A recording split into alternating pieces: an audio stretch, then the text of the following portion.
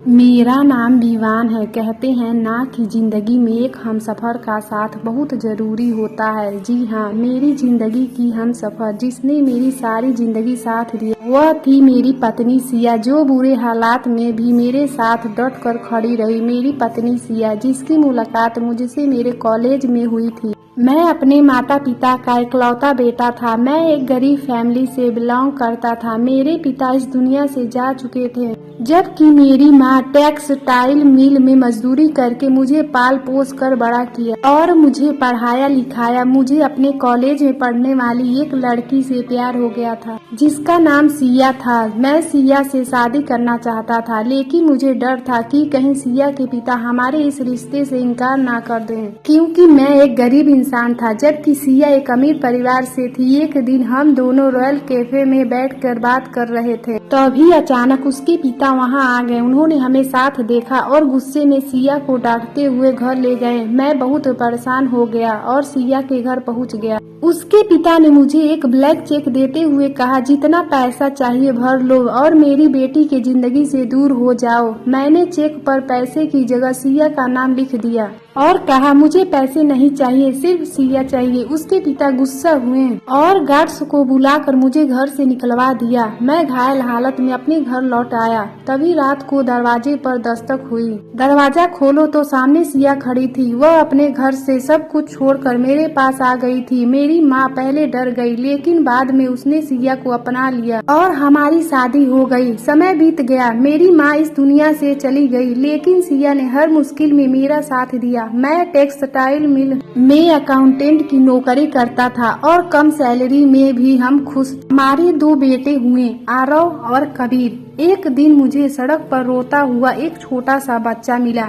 उसका इस दुनिया में कोई नहीं था। हम उसे घर ले आए और उसका नाम मयंक रखा। मयंक ने हमें अपने माता पिता की तरह माना और हमेशा हमारी सेवा करता रहा। समय के साथ बच्चे बड़े हो गए। आरव और कबीर पढ़ लिख कर नौकरी करने लगे। मैं अभी भी टेक्सटाइल मिल में काम करता था। एक दिन आरव ने मुझसे 50,000 रुपए मांगे ताकि वह अपना बिजनेस शुरू कर सके। मेरे पास इतने पैसे नहीं थे, इसलिए मैंने अपनी पत्नी सिया के सोने के कंगन बेचकर उसे पैसे दिए। आरव सफल हो गया। कुछ समय बाद कबीर को अपने बॉस की बेटी रिया से प्यार हो गया। रिया के पिता चाहते थे कबीर घर जमाई बनकर उसके साथ रहे, लेकिन मैंने मना कर दिया। मैंने कहा, मेरा बेटा मेरे पास ही रहेगा। कबीर उदास रहने लगा। मैंने उसकी मदद के लिए ओवर टाइम काम करना शुरू कर दिया।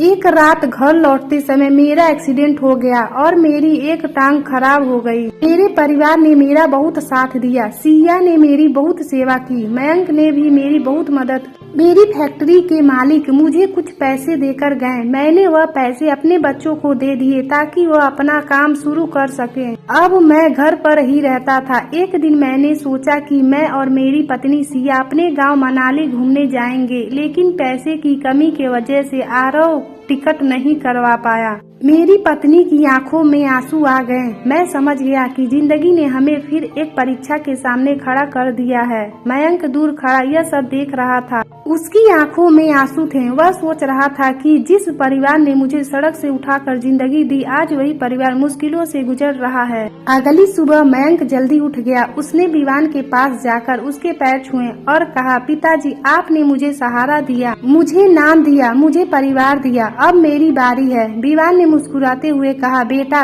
तुमने हमेशा हमारा साथ दिया है, यही हमारे लिए काफी है। मयंक बोला, नहीं पिताजी, अब मैं भी काम करूँगा। मैं छोटा जरूर हूँ, लेकिन मेहनत करना जानता हूँ। मयंक ने उसी दिन से काम ढूंढना शुरू कर दिया। वह सुबह अखबार बांटता, दोपहर में एक दुकान पर काम करता और रात को घर के कामों से सिया की मदद करता। धीरे धीरे घर की हालत सुधरने लगी। कबीर ने भी अपनी छोटी सी कंप्यूटर की दुकान शुरू कर दी। उसकी मेहनत रंग लाई और उसकी दुकान चलने लगी। एक दिन रिया अपने पिता के साथ विवान के घर आई। रिया के पिता ने कहा, मैंने उस दिन घमंड में आकर गलत बात कह दी। रिश्ते पैसे से नहीं, दिल से बनते हैं। उन्होंने कबीर और रिया की शादी के लिए रिश्ता मांगा। विवान की आंखों में आंसू आ गए। उन्होंने कहा, मुझे दौलत नहीं चाहिए, मुझे अपने बच्चों की खुशी चाहिए। कुछ समय बाद कबीर और रिया की शादी हो गई। आरव का बिजनेस भी अच्छा चल रहा था। उसने अपने पिता विवान के इलाज का पूरा इंतजाम किया। मयंक मयंक आज भी उसी प्यार से अपने माता पिता की सेवा करता था। कुछ महीने बाद आरव ने अपने माता पिता के लिए मनाली जाने का टिकट करवा दिया। इस बार टिकट मयंक ने अपने पैसों से खरीदे थे। जब विवान और सिया ट्रेन में बैठे तो विवान की आंखों में खुशी के आंसू थे। उन्होंने सिया का हाथ पकड़कर कहा, हमने जिंदगी में बहुत मुश्किलें देखी हैं, लेकिन आज हमारे बच्चों ने हमें सबसे अमीर बना दिया।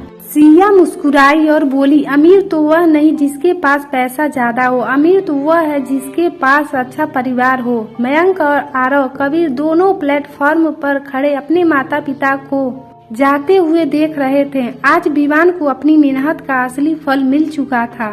दोस्तों, हमारा ये वीडियो कैसा लगा हमें कमेंट करके जरूर बताएं और इसी तरह वीडियो और देखने के लिए हमारे चैनल को सब्सक्राइब और एक लाइक जरूर करिए।